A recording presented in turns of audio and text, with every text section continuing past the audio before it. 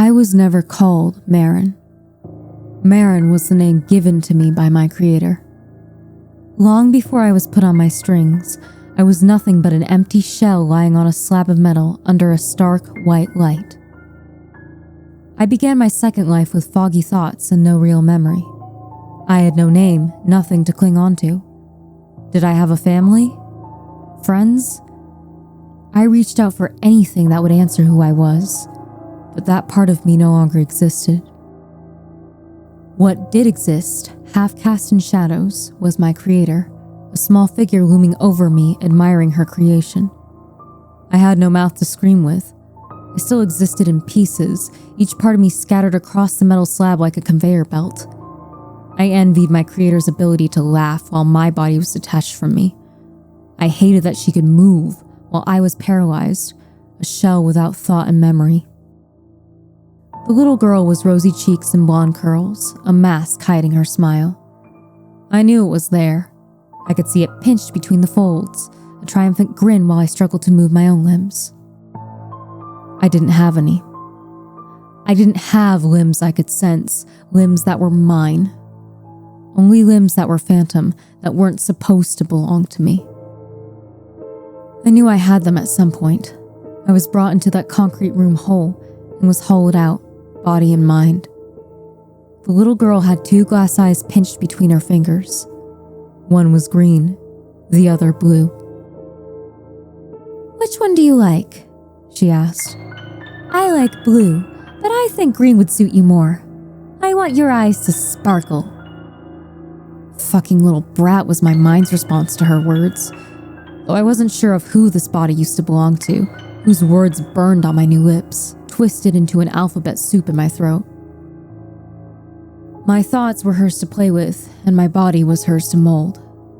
My real eyes weren't pretty enough, according to the swimming figures in blue appearing and disappearing in my vision. They were like ghosts, bleeding in and out of reality, their voices low mumbles working under my creator's instructions. When she pointed to my head, they stabbed into my eyelid with a marker pen. "I want her eyes wider." I was conscious enough to feel the cruel prick of their scalpel delving into my flesh.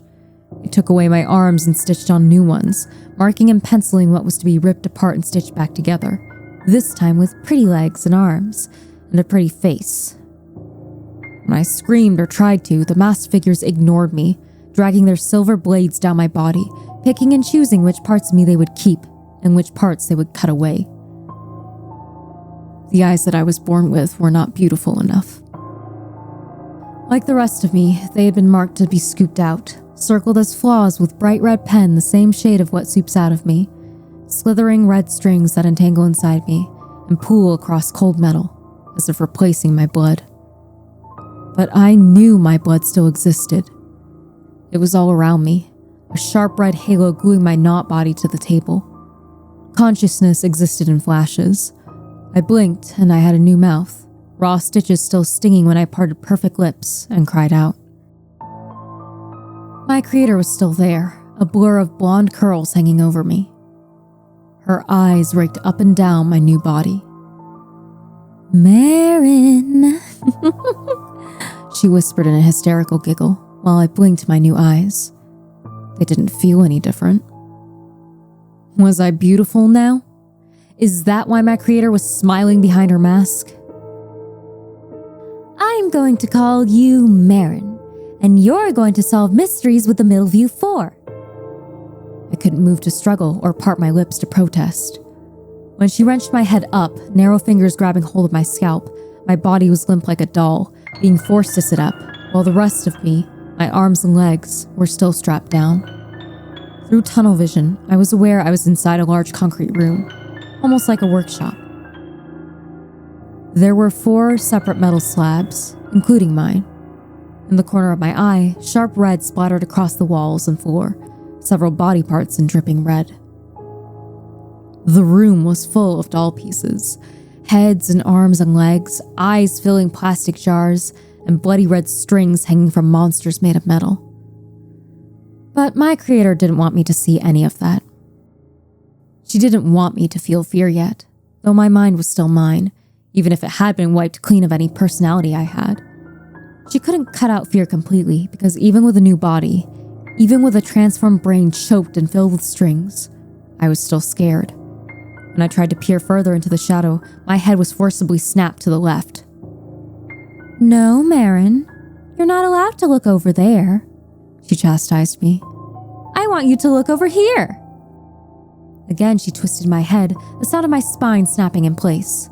I followed her gaze. "The middle of you 4, the little girl squeaked. "Marin, look! I've made you friends." Friends? "Noah Presley," she said in a sing-song. "He's the funny one. He's been your bestest friend since the 1st grade. He also gives you butterflies, but you don't like him until you're grown up." Illuminated in the hellish scarlet light, a male torso was strapped to a metal table, straining against Velcro straps pinning him down. There was so much red, so much tangled string pouring from him. Unlike the others, he was conscious, lips cruelly stitched together. All I could hear was an agonizing moan begging for death. With a twist of her wrist, my creator jerked her head away from him. I blinked, something in my head shattering, coming apart. The second metal bed was filled with mismatched body parts. "Eris Kane," she giggled. "The smart one. Eris is the 4th and last member." I could see a headless torso bleeding red strings, almost like it was piecing the body back together. But this time in a whole new light, in his creator's favor. "And May Lee. She's the pretty one, and she's the strongest. May proves herself to be the bestest. She's always saving Noah when he gets kidnapped." This time I could move my own body, finding the last bed of metal. All I could see was a halo of red seeping around a motionless figure, pooling onto the floor. I blinked slowly, and my creator was in my face again. "May is not finished yet," she said in a sigh. "But when she is, she's going to be the prettiest doll in the whole world." Finally, she turned to me. "Marin!" My creator's shriek was muffled under her mask. She pulled it down, and what was underneath, what she had been hiding behind, sent me wrenching back, control bleeding back into my grasp. My creator didn't have a mouth. The laugh that escaped her came from somewhere else, a deep, dark cavern where this little girl became something else entirely. She was half of a little girl, while the rest of her face was nothing, inky black oblivion staring back at me. Her mask snapped back into place, eyes narrowing. She grabbed me by my hair, her fingers curling into my scalp, wrenching my head back. "You get to be the leader of the Middleview 4, and the prettiest and smartest of them all." My creator with no mouth leaned forward, whispering in my ear. "Me." The little girl's words jolted me back to reality. That was new. I hadn't seen that before. The memory was sharp and new, a whole other part of me I didn't know or understand, slamming into me like a wave of ice water. It was enough to pull me back, enough to bring me back to my senses. I could taste blood in my mouth and feel tough rope wrapped around my wrists. I didn't remember being captured by Delaney, but I was half aware of words creeping into my mind, clammy fingers pressing pressure to my temples. There was no sign of the others. The figments of my imagination bearing my best friends' faces were gone. "Go deeper." The voice pierced through me, reality bleeding through. I was aware I was sitting on a chair, my head bowed, my arms pinned behind me. When my head felt limp, blood pouring from my nose, he forced me to look up. But I couldn't see anything. I was blind, plunging, entangled in memories being forcibly brought to the surface. "I want you to explore every crevice," the voice ordered. "Kill her if you have to. I have orders to locate the boy inside her memories. Allison Tibbet has him." Delaney pressed harder and I resisted a shriek. How was I recaptured? The thought itself was painful, warm red seeping from my nose. The pressure on my brain was making it increasingly harder to think straight. My memories were tangled and wrong, like they had been intentionally placed out of order. I remembered being inside my mother's office, slumped on a beanbag, the others standing around me. Maybe it was just my eyes, but my imaginary friends were blurring in and out of view. Eris leaning against the bookcase, his arms folded, while May perched on my mother's desk, flicking through paperwork. Noah was sitting cross-legged on the floor, tracing the sheepskin rug with his finger. I had to squint to see May's swinging legs, her pigtails shrouded in darkness. I was losing them. That was my first thought. The more I discovered about them, these footprints of them that I had created were slowly fading away. It was dark outside, and that nothingness, that creeping oblivion, was enveloping itself around them. Relax, Eris finally spoke up, lips curving into a smile. He caught my eye. We're not fading away, moron. You're not talking to us. I frowned. Talking to you? Yeah. He rolled his eyes. You need to actually talk to us, Marin. When you're lost in thought, we get lost too. I lifted my head, surprised when his face lit up in bright light once again, color seeping back into his hair. He was right. Ever since I brought up the question of who he was and why he remembered being 17 years old despite dying at 15, I had lost myself in my own mind, and just like my plunging thoughts, the middle view 4 were fading too. It was like I was carving him back into reality, my mind picking and choosing which Eris I wanted. I chose what I had been holding on to. Our summer before sophomore year, when his hair was a clumsy mess he had to keep blowing out of his eyes.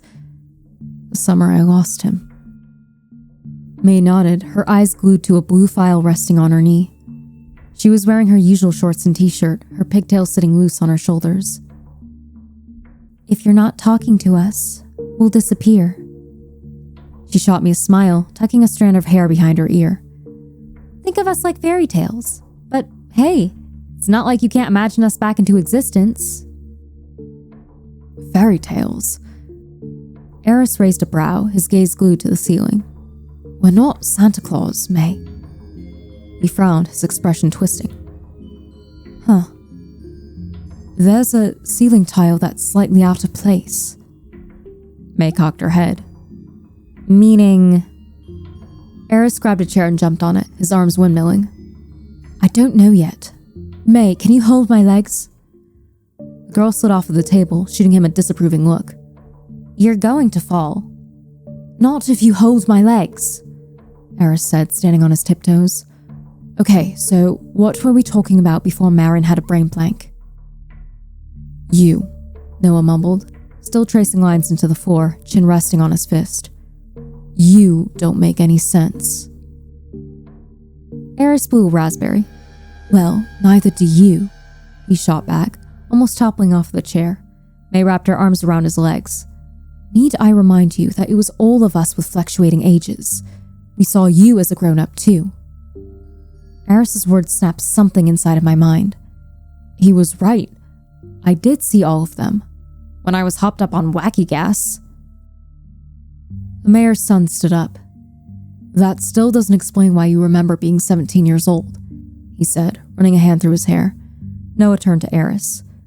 You specifically remember Marin having a panic attack in your car. You did breathing exercises. He trailed off, twisting to the other boy. What are you doing? I said I'm checking the ceiling, Eris said, swinging on the chair. Noah stepped in front of me, his eyes pinched around the edges. I had been enveloped in mysteries for the first 15 years of my life, and yet the mayor's son was an enigma I couldn't solve. I noticed his face was cast in shadow too, his hair swallowed by shadows fighting to envelop him completely. I reveled in his reddish curls still catching the light. He was still real, still standing in front of me, the shadow of the boy I was clinging onto. You're running away from that question again, Marin. Noah sounded bored. His expression was hard, paralyzing me to the spot. He cocked his head, feigning confusion. I could sense him delving inside my mind, searching for those missing puzzle pieces I didn't want to find. Why are you refusing to acknowledge it? Before I could speak, he took a step closer, his breath in my face. It felt real. Noah Presley was still stepping on my toes, just like he did when we were kids. I miss the mischief in his eyes, the Noah I imagined before my memories were pillaged. This Noah was different. Hollow eyes and twisted lips that knew something I didn't. which didn't make sense because he was my subconscious, and my subconscious wasn't supposed to know more than me. "Do you trust me?" he murmured. No. I didn't trust the boy who was supposed to be a memory, a footprint left in the sand. He wasn't supposed to have his own questions that I was avoiding. "Yes." Noah smirked, the old him slowly bleeding back into his expression. He knew I didn't trust him, and I think he was enjoying it. "I think you did this," he said softly. Another step, and he was directly in my face. "You're the one who did this to all of us, and you're running away from your own guilt." Something sickly crept up my throat. His words were my own silent accusation, what I was trying to suppress. When we tried to escape, I heard my own name over the intercom. The memory was vivid and clear. I couldn't have imagined it. Noah was standing on my toes, rocking back and forth on his heels. He was following my every thought, and just like his younger self, the mayor's son was picking at every detail. Noah Presley was a good detective. He raised his voice, his eyes never leaving mine, like he was waiting for a reaction. "I think you are a puppeteer," he hummed. "They took away your memories because you did this to us." "Wait, what?" Eris jumped off of the chair. "You think Marin did this to herself?" Noah shrugged. "She shares the same name as the brat behind this. You saw the memory." "That doesn't mean she kidnapped herself and put herself on strings." "Both of you, shut up," May hissed out excitedly, waving a scrap of paper. "I think I found something." The boys exchanged glances before joining her, peering over May's shoulder. Eris tried to snatch it to read it himself, Noah elbowing him out of the way. I was already staring down at the scrunched up letter in her hand. "Dear Allie," May read out loud, following my gaze skimming the letter. "Allie, that's her mum, right?" Eris whispered, leaning closer. "Congratulations, idiot, you stated the obvious," Noah grumbled, shoving him. "Ow!" Eris shoved him back. "Your elbows are pointy, asshole." "Anyway," May let out a hiss of exasperation, her gaze on the note. "It says, the Middleview 4 must continue. If not, people will be at risk. Good people, Allie. They will not survive a tantrum. I know you don't want to hurt them at the detriment of keeping your daughter safe. You know what Marin gets like when she does not get what she wants. Caravel's on my back too about the payment. Your daughter will be safe. Marin has zero intention to hurt her. I can promise that." May's sharp intake of breath sent shivers down my spine. "I hope this is the last time I will be contacting you." "Yikes," Eris murmured. "That sounds like a polite threat. Who the fuck is Caravel?"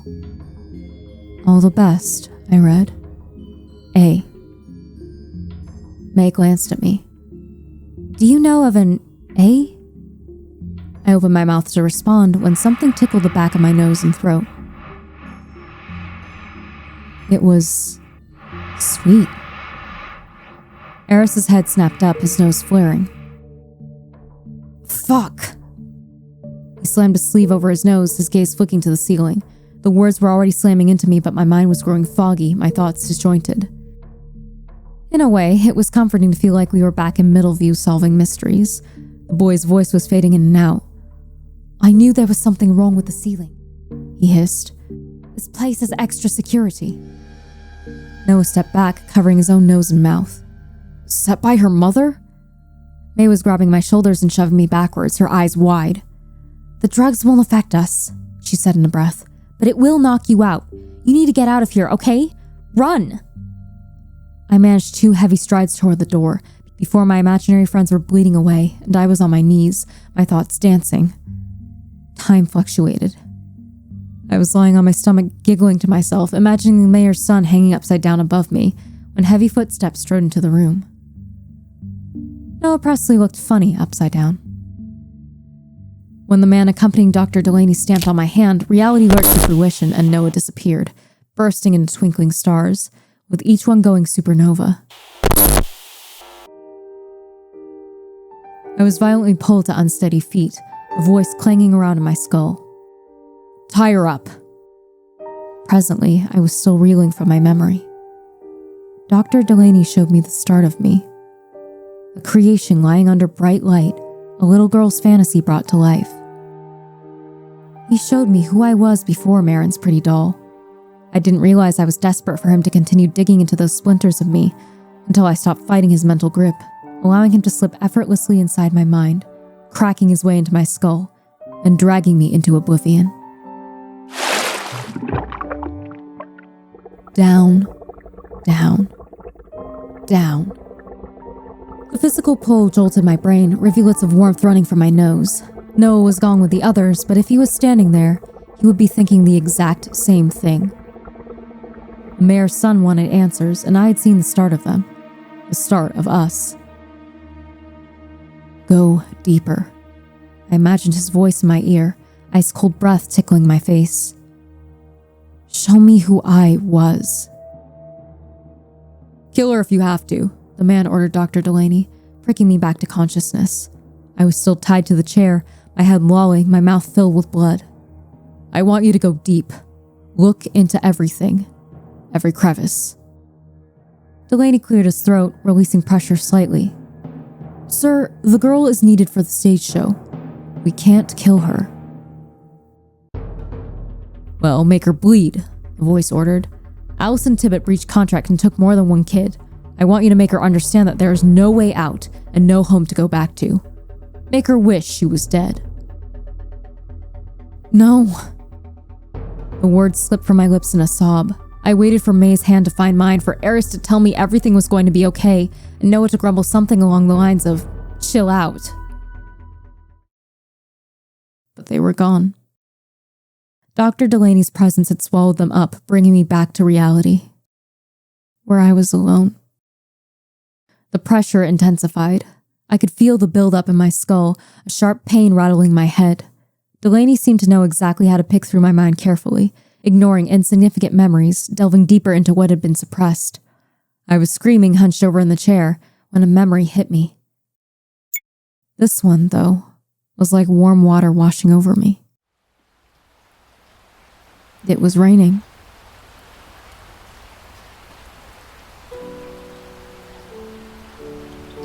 I could feel raindrops splashing down on my face, a sharp gust of wind blowing my ponytail back.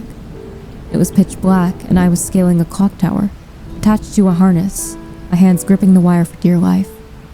Digging my shoes into rough brick, I swallowed a shriek and tipped my head back, drinking in our little town. Nothing but speckled lights and towering buildings. Whoa. Straightening up, I yanked the wire. Long way down. Hey! I looked up, rain sliding down my cheeks. I could just about see a figure leaning over the edge, dark brown hair spiraling into the wind. He cupped his mouth, though I knew he was grinning. Didn't I tell you to not look down? Pull me up, I squeaked, swinging back and forth, testing my foothold. What? Dipping my head back, three figures stood on the edge, peering down at me. I said, pull me up. Drop you? Ooh, okay then. Have fun. I was falling then, plunging down, my breath catching in my throat. I managed to swing back, slamming my feet into brick. The world jolted, and I let out a shuddery breath, throwing my head back. Asshole! I gritted out. You love me, babe. Irrelevant. Dr. Delaney's voice pulled me from the memory, dragging me further down. Straight into the light. I blinked. No. Camera flashes. I was on stage facing a swath of students wearing graduation gowns. The others stood by my side, their heads bowed. To my right, a much older Noah was wearing a suit, a graduation cap sitting on overgrown reddish curls. Eris and May were next to him. May's hair was tied up into a ponytail. Enveloped in a silky white gown, her beauty was already turning heads. Eris's curls were darker, a shorter and maturer style hiding under his cap. May reached for my hand, squeezing for dear life. I can't believe this is happening, she breathed. We were graduating.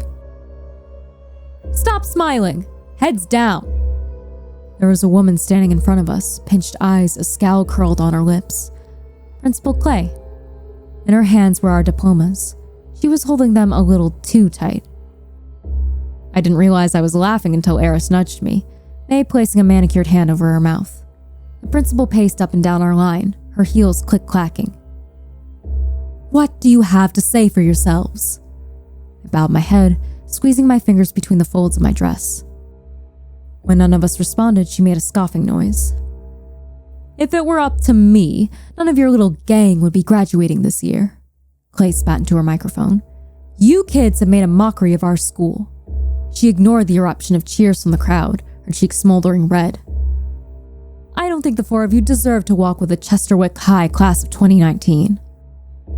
Noah stepped forward, a smile dancing on his mouth. But he chuckled, and the three of us had to drag him back. She cleared her throat.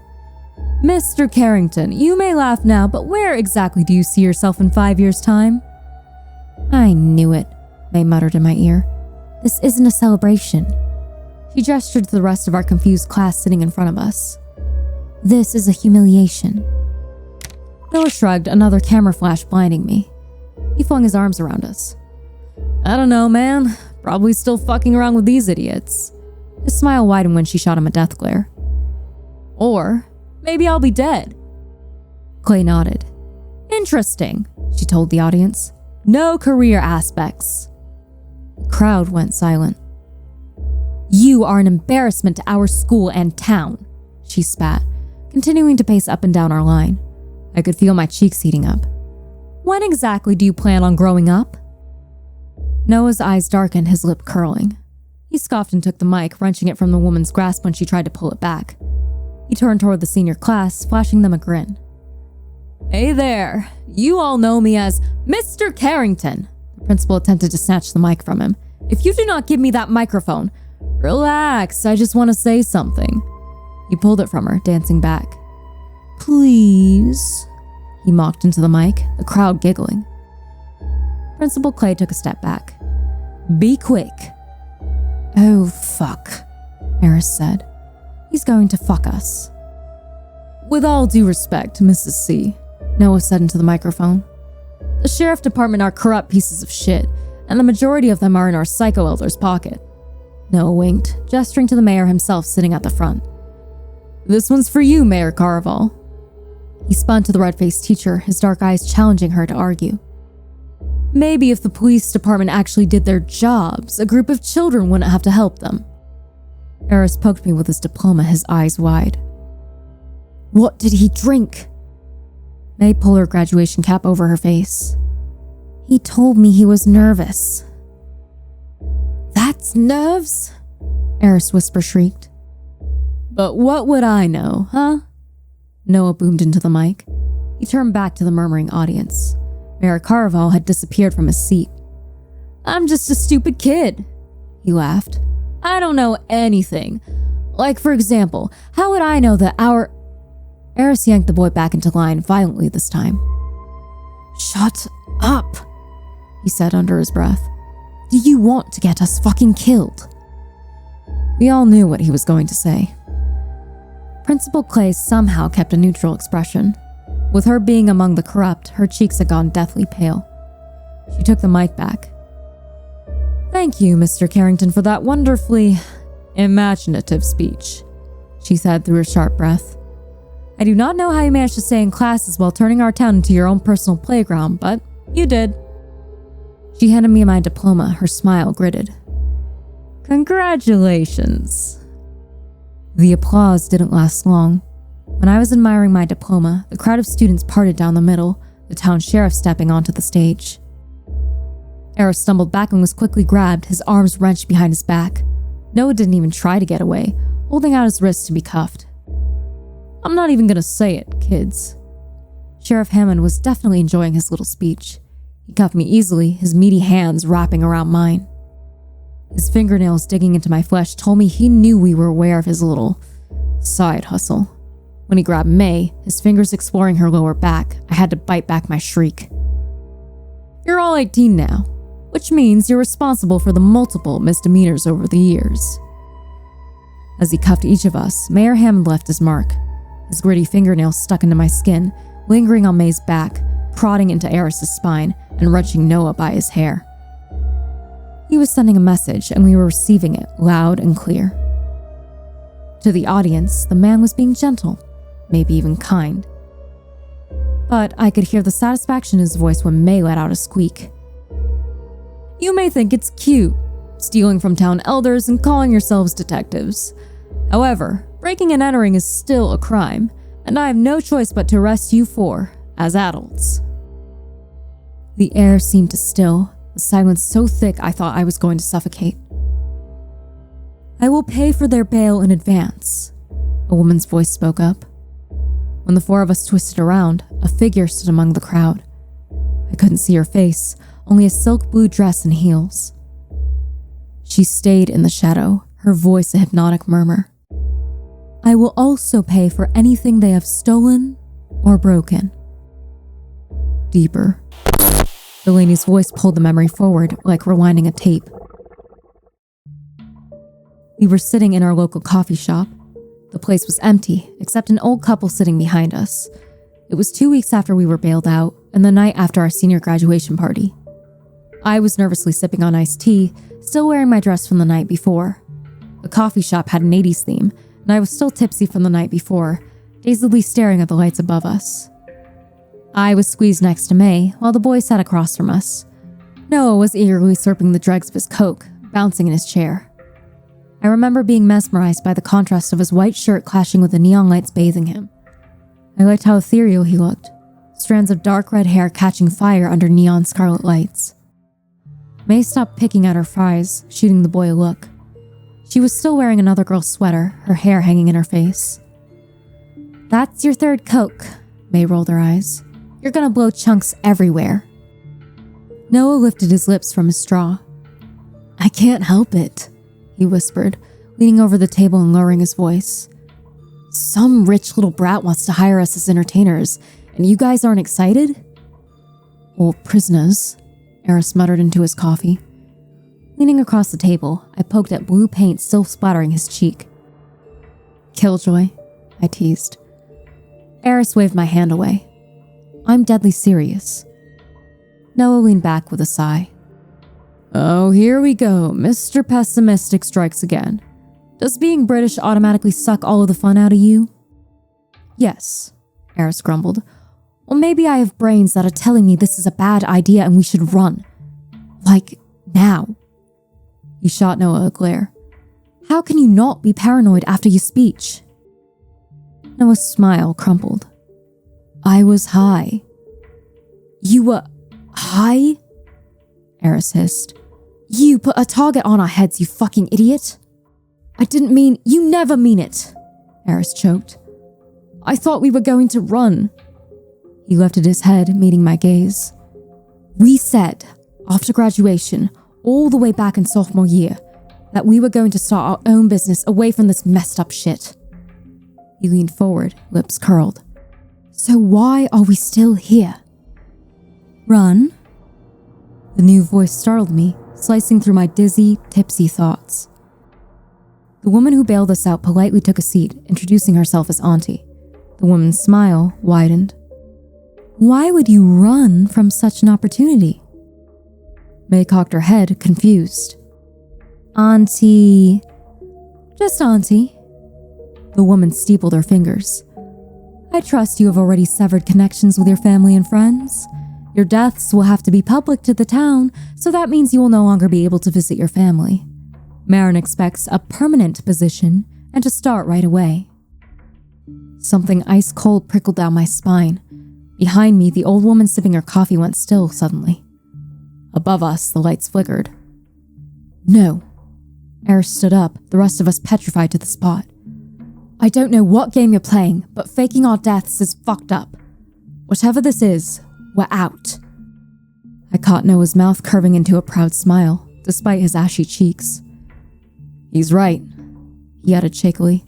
We're not interested. Auntie didn't lose her smile, inclining her head. In the corner of my eye, the old lady still wasn't moving, narrow fingers wrapped around her cup. Marin has already named you, she said. You've been named after her own creation based on the childhood fantasy she could not live. The Middleview 4. Noah curled his lip. She can call us the Middleview fucks. I don't care. He jumped up, grabbing his drink. We're going. You clearly drive the loopy train to what the fuckville, so we're done here. He gestured for the rest of us to get up, and I tried, but I couldn't take my eyes off of the light. When it flickered suddenly, the old woman's head dropped behind me. Then, so did the old man's. Behind the counter, the waitress flopped to the ground. Auntie stood up, grabbing hold of Noah's arm. She was strangely gentle, pulling up his sleeve. See? It's already happening. Marin has a special ability. She can puppeteer anything, living or dead. She can get into your skin, tangle herself inside you, and take control. Noah yanked away, but I noticed his eyes were drooping, his attempt at pulling his arm from her grasp failing, causing him to drop back into his seat. You're a fucking psychopath! Auntie only smiled. Of course, Marin's strings are only just implanting themselves inside you. They won't be working yet. A creak behind me, and the old woman's head lifted slowly. I could see something in the air, lines forcing her back into a sitting position. So, I had to go with the easier option. May's head dropped first, like a puppet severed from her strings. Noah followed, his eyes rolling into the back of his skull. Eris tipped into the window. Something chittered behind me, my vision blurring. The old woman was laughing, her removable mouth clashing together. I could see the back of her head, a hollow cavern tangled with blood-slicked strings. And I fell back, my head tipping, my thoughts dancing. I expected the memory to fade, but I stayed enveloped inside it, suffocating in darkness. When I jolted awake, I was strapped inside a moving car, choking on cotton candy-colored smoke. How could it be pink? I was in the front seat, my hands tied to the steering wheel. In front of me was the town lake, and the car was picking up speed, rolling down rough gravel. We were deep inside the woods, trees smacking into the windows. When I twisted in my seat, struggling to lurch from my restraints, I glimpsed two figures through tunnel vision. May and Eris, their heads bowed. There was a shadow next to me. Noah, his face uncomfortably pressed against the window. With my hands tied to the wheel, I swung sideways in my seat, pressing myself against his limp body. He was so cold, but he had a normal pulse. Knocked out. Eris and May, their heads bowed, jerking in their seats. Blinking rapidly, I thought I was seeing things. There was something crisscrossed in the air, covering the seats, wrapped around every inch of us, like a spider's web. I screamed, my cry raw and painful in my throat, wrenching against blood-red lines entangling me. The car was picking up momentum, Noah's head slamming violently into the window. There was something holding me in place, already wrapped around my stomach. Strings. Turning my head to Noah, they were already knotted around his wrists, coiled around his throat, spiderwebbing across his face, creeping across Eris's legs and twining around his ankles, slipping inside May's mouth. Strings. As if these strings were already inside my head, my body jerked forwards on its own, my restrained feet slamming down on the brake. When the car came to a sudden halt, I forced my head up. My eyes were flickering, the world collapsing around me into a pinprick. There was a face at my door, a little girl wearing a mask. She pressed her hand against my window, lips moving under the mask. Mine. Her words jerked me back to the bed of cold metal inside the workshop I was created, walls splattered with gore. I was no longer a real girl. I was Marin's doll. Deeper, Dr. Delaney. A voice cut through. Sinking deeper, I was aware of my physical body trembling in the chair. I could sense the man's fingers alleviate pressure slightly. Another memory. Bizarrely, this one was recent. I was inside the facility, hopped up on whatever funky drugs Mom had forced into my bloodstream. In a town where I was born, lived a man who sailed the sea, and he told us of his life in the land of submarines. Opening my eyes, an older Eris Kane singing Yellow Submarine in my face. When I was high, my brain had cut out a lot. I didn't see the ugly stitches running across the top of his head, his right eye stitched shut. I never saw his patchwork skin or the bandage wrapped around his head, because my mind wanted to see what I was holding on to. Sorry, Eris Kane laughed. He was my age, early 20s, dressed in light blue hospital scrubs. Eris had grown up, a mature curve to his face, thick, sandy hair hanging in darker eyes. I don't know the rest of the lyrics, but hey, at least you're awake now. How much time do we have? I twisted toward the door. 22-year-old Noah Presley. His shadow was in the doorway, reddish-brown hair slicked back. He wasn't smiling, lips set into a thin line, marks covering his arms. When he caught my gaze, his right eye was fake. Glass.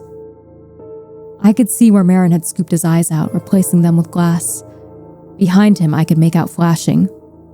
Alarms. Next to Noah, another figure, a man wearing a mask, who I didn't see before, who cut himself from my memory. You've got 2 minutes, Dr. Delaney said. There's a fire door down the hallway. If you can get out of there, cut down the parking lot and go straight into the woods. I'll have someone waiting for you. She'll keep you safe. May nodded from her place next to me. She reached out to grab my hand. Like the boys, a pair of scissors was poking from her hospital scrub's pocket. I wanted to question the marks on her arms, the bloody stitches across her mouth. But I squeezed her hand tighter. Do you remember our sixth mystery? I nodded dizzily.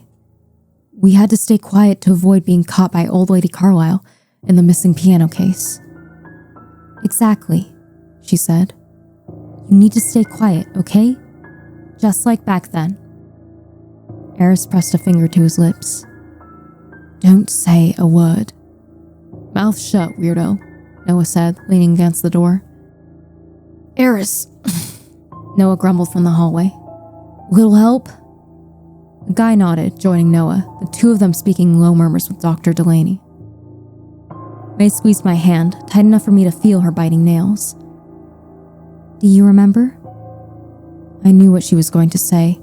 She was going to ask me about the string factory and what happened that night. Instead, her words were different, because what I heard had been altered. Eve, she whispered, shaking me. Do you remember who we are? We've got to go. Noah pulled a scalpel from his pocket. May helped me out of bed, my legs giving way. She pulled me onto a hallway and we were running for our lives, until... Marin! I was pulled back, not by strings but by arms that wrapped around me. Mom. The others kept going, disappearing into blinding red light, their voices reverberating back down the hallway. Eve! My mouth opened, but a needle was slipping into the flesh of my neck. Eve, fuck, where are you? Their voices swam in and out, shouting a name I didn't understand.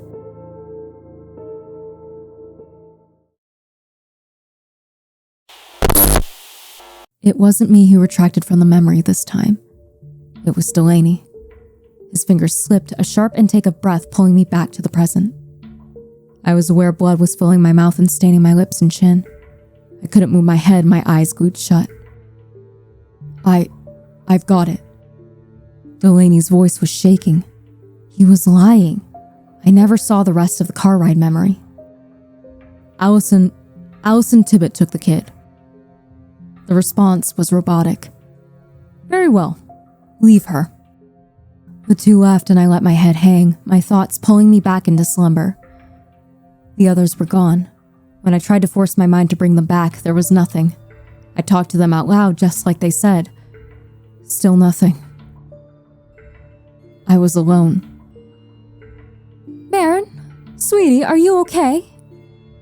The shrill squeak was not my mother. When I pried my eyes open, a woman in her late 30s was standing over me. She untied me and tended to my nose, forcing bottled water down my throat. But I could barely understand her. There were only two things on my mind.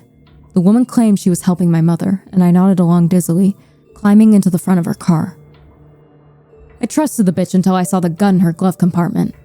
I know you're not supposed to jump out of a moving car, but somehow I managed it. I landed on concrete, probably giving myself a concussion, but I didn't care. I don't care that I was almost kidnapped. I don't care that my mother is unsurprisingly also a piece of shit. I'm terrified of every passing car, every stranger I pass. I don't even care that I'm homeless and am most definitely being tracked down. My name is not Marin. It's Eve. And I think my friends are still alive. But if they are, why can't I see them anymore? They are still alive. Right?